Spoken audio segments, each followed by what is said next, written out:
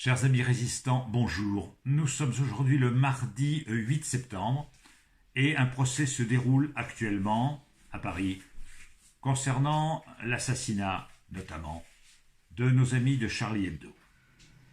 Et je souhaite évoquer avec vous aujourd'hui les tenants de cette affaire.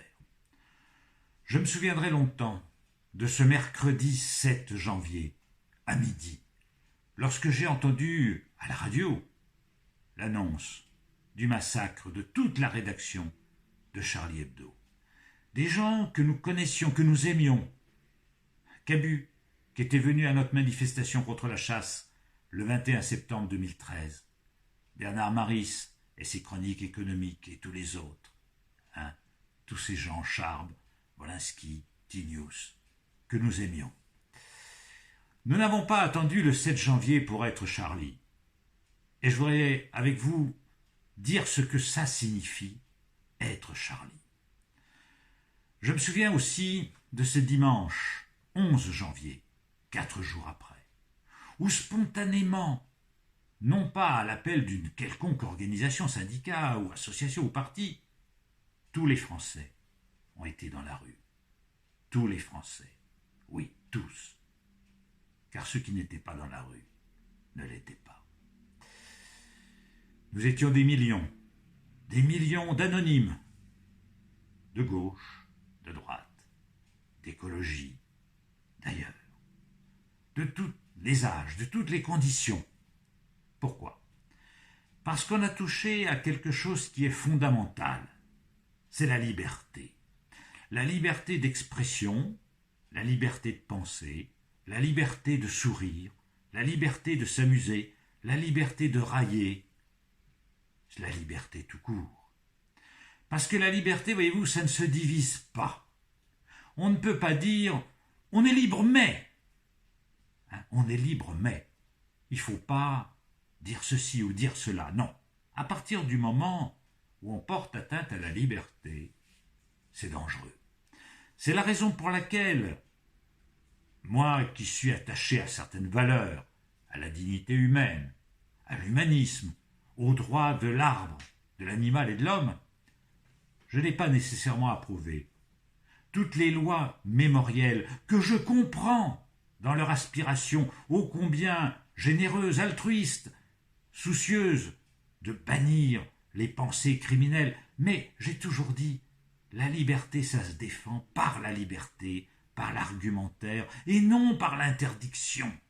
Que ce soit l'interdiction légale, que ce soit l'interdiction des fanatiques, des obscurantistes, des fous, des tueurs. La liberté est absolue. Elle ne doit trouver de limite que dans la sécurité des personnes et la dignité des personnes. C'est pour ça que la loi du 29 juillet 1881 sur la presse, sur la liberté de la presse, c'était une loi sur la liberté de la presse, ne l'oubliez pas, qui sanctionne la diffamation et l'injure, se suffisait à elle-même, il ne faut pas aller au-delà. Il faut permettre toutes les opinions, y compris celles que je vais combattre, y compris celles sur lesquelles je suis prêt à m'arc-bouter pour dire non, non, non. Il faut permettre la liberté d'expression, même de nos ennemis, de nos pires ennemis, parce que la liberté d'expression, ça ne se divise pas. Alors la liberté de penser est la religion, puisque finalement c'est l'islam. Allez, mais justement, ne nous censurons pas nous-mêmes, n'utilisons pas des pudeurs de vierges outragées. Il faut dire les choses comme elles sont. Bien sûr que c'est l'islamisme fasciste qui a tué les gens de Charlie Hebdo. C'est pas autre chose. Voilà. J'entends certains me dire « Ah ben oui, mais tous les musulmans... » Je n'ai pas dit « tous les musulmans ont tué la rédaction de Charlie Hebdo ». Non, j'ai dit « l'islamo-fascisme a tué les rédacteurs de Charlie Hebdo ». Et la religion a toujours fait assez mauvais ménage avec la liberté d'expression. On a connu ça en Europe. Jusqu'au XXe siècle, l'Europe connaissait 3 religions, le catholicisme, le protestantisme et l'israélisme, la religion judaïque. Les Mahométans n'étaient pas présents au XVIIIe, au XIXe siècle sur notre sol. Il n'y en avait pas. Pour des raisons géographiques, historiques. Ouais, il n'y en avait pas. Mais ces religions-là, catholiques, protestantes, ont eu, elles aussi, maille à partir avec la liberté d'expression. Il a fallu se battre pour arracher la liberté de penser et le pouvoir normatif, la loi, à l'ordre de l'Église, avec autrefois l'alliance du trône et de l'autel. Et ça ne s'est pas fait sans secousse, même sans violence, notamment à la fin du XIXe siècle. Le pape a dû, par son encyclique Rerum Novarum de 1891, séparer en quelque sorte l'Église et l'État et accepter le principe de la République.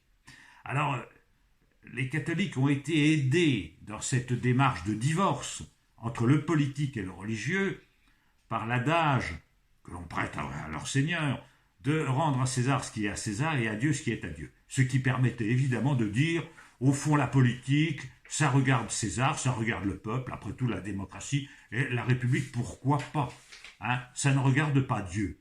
Donc, il y a eu un tournant qui a été pris à la fin du XIXe siècle par le catholicisme, mais c'est un tournant qui a été douloureux. Et vous savez, la loi de 1905, la grande loi de séparation de l'Église et de l'État, ne s'est pas faite sans des incidents, notamment lorsqu'il a fallu faire les inventaires des biens ecclésiastiques, des biens de l'Église. En 1905, il y a eu des problèmes et des tensions. Mais disons que, grosso modo, la religion est devenue en Europe les volcans d'Auvergne, c'est-à-dire qu'il n'en sort plus beaucoup de flammes. On ne tue plus, sauf en Irlande du Nord, mais là c'était un peu spécial, entre catholiques et protestants, où ils se sont battus jusqu'à il y a quelques années. Donc là c'était plus de la politique que de la religion, ce qui est souvent d'ailleurs le cas de la politique, parce que même les guerres de religion du XVIe et du XVIIe siècle étaient des guerres politiques entre protestants et catholiques, où ils se sont beaucoup trucidés pendant des décennies. Puis il y a eu le temps de l'Inquisition aussi. Alors en ce temps-là, le christianisme n'était pas un volcan d'Auvergne. Lui aussi crachait du feu, de la lave et de la mort. L'Inquisition, vous savez ce que c'était. Maintenant, bon, nous sommes en paix de ce côté-là. L'islam, en revanche, pose un problème. Pourquoi ? Parce que l'islam est politique et veut gérer la société. Ça s'appelle la charia. C'est la loi de Dieu. Or, pour nous, en Occident, c'est pas Dieu qui fait la loi. Aucun Dieu, ni le leur, ni celui des autres. Les dieux sont renvoyés à gérer ce qui leur appartient, c'est-à-dire notamment la vie éternelle. C'est une consolation, on ne meurt pas, on survit parce que Dieu est là et va nous accueillir après notre mort. Ça sert à ça, les religions en Occident. Ça ne fait plus la loi. Bien sûr, de temps en temps, on a des dames, comment elle s'appelait ?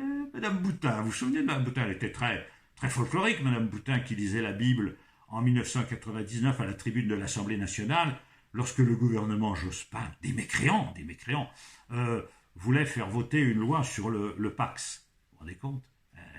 Les chrétiens orthodoxes étaient contre le Pax, parce que ça faisait pleurer le petit Jésus de voir les homosexuels, non pas se marier à l'époque, mais se paxer. Ils ont mis ça en 2013 lorsqu'il y a eu la loi sur le mariage pour tous. Bon. Et puis tout ça, ça passe avec le temps. Bref, tout ça c'est gentil. Ça n'a rien de méchant. Ça ne tue pas. Une dame Boutin qui lit la Bible à la tribune de l'Assemblée nationale, ça participe de la liberté d'expression, et au pire, ça peut faire sourire. Ça ne tue personne. À Charlie, on a tué. On n'a pas tué que là, d'ailleurs, puisqu'il y a eu d'autres attentats après, qu'il y en a encore dans le monde, et que, notamment dans le monde musulman, il y a beaucoup de victimes provoquées par les haines religieuses. Ça pose un défi. Et j'avais dit, après l'assassinat de mes amis de Charlie Hebdo, que la presse unanime aurait dû publier ces mauvais dessins danois, qui étaient à l'origine du courroux des fanatiques, pour dire voilà, on ne baissera pas les bras. Le blasphème, chez nous, ça n'existe pas. Pourquoi? Mais parce qu'aucune opinion n'est sacrée. L'article 9 de la Convention européenne de sauvegarde des droits de l'homme, qui est un petit peu le socle philosophique, par-delà le socle juridique, qui est le socle philosophique de nos sociétés. Que dit l'article 9? Toute personne a la liberté de penser, d'exprimer ses convictions, de vivre selon les rites philosophiques, moraux, religieux. Oui, tout à fait. Et heureusement, l'État doit garantir à chacun la liberté de penser.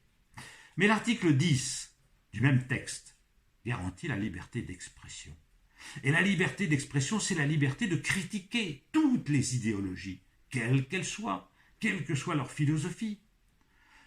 Vous savez que personnellement, j'ai marge à la pensée écologiste et biocentriste. Mais j'admets volontiers la caricature, le dénigrement, la critique. Oui, on peut nous critiquer, on peut nous caricaturer, on peut s'amuser. Oui, même à nos dépens. Après tout, pourquoi pas, hein? Et si on a assez d'humour, on saura même nous en sourire. Parce que voyez-vous, il ne faut pas confondre deux choses. C'est la passion et le fanatisme. Il y a une différence. Nous sommes des passionnés. C'est-à-dire que nous aimons un certain nombre de valeurs auxquelles nous croyons, auxquelles nous adhérons, pour lesquelles nous nous battons. Et notamment ces deux valeurs essentielles que sont la vie et la liberté. Passionnément, nous aimons la vie et la liberté. Mais nous ne sommes pas des fanatiques parce que le fanatique, lui, est obscurci. Il est anéanti, il est abruti par sa conviction. Il n'a plus la capacité de recul et d'humour pour comprendre que beaucoup de choses sont relatives et qu'il faut savoir composer avec le monde tel qu'il est. Voilà. Et les fanatiques, eux, ne le savent pas. Et ça les rend dangereux. Bien sûr que la religion peut pousser au fanatisme, puisque Dieu est un absolu pour le croyant. Rien n'est au-dessus de Dieu, aucune pensée, aucun être. Donc, offenser son Dieu, c'est évidemment impensable pour le croyant. Mais ce qu'il doit comprendre, c'est qu'il n'est pas, quand il vit en France, en Allemagne, en Italie, en Espagne, en Angleterre, il n'est pas dans une société déiste. Il n'est pas dans une société homogène. Il a sa croyance, qui doit être respectée par lui-même, mais que les autres ne sont absolument pas tenus de respecter. Vous avez le droit d'adorer qui vous voudrez, tel ou tel Dieu, ou le marc de café, ou la baffe de crapaud, ce que vous voudrez, adorez ce que vous voudrez, mais laissez aux autres le droit de penser autrement, voire de critiquer. Alors, je voudrais en finir par un petit dessin de Charlie Hebdo, qui est paru dans le journal après, où il montrait des chasseurs, vous savez, ceux que je n'aime pas, hein, les chasseurs, que je caricature volontiers. Bon, les chasseurs qui viennent à Charlie Hebdo, qui ouvre la porte et qui dit « Ils sont déjà passés avant nous ». Voilà. Bon, ça veut tout dire. Hein. Ça veut dire que nos amis de Charlie Hebdo se battaient contre l'obscurantisme religieux, contre tous les fanatismes, qui se battaient aussi contre la chasse. Et il faut se battre, oui, toujours, mes amis, pour la liberté, pour la vie, et pour une certaine raison en toute chose. Ce qui est dangereux, voyez-vous, c'est le déraisonnable, c'est l'illusion, c'est le fait de sombrer dans le fanatisme et de ne plus être capable d'analyser les situations telles qu'elles sont. Alors soyons Charlie, nous l'étions avant le 7 janvier 2015, nous le resterons, fidèles à la pensée de nos amis, qui se battaient avec nous pour l'intelligence, pour l'humour, pour la vie. Je tiens à vous remercier de votre attention. Je vous donne rendez-vous, si vous le voulez bien, la semaine prochaine, en vous remerciant de vous abonner à notre petite chaîne et à la diffuser, puisque d'autres ne le feront pas. Je compte sur vous. À bientôt, mes amis résistants.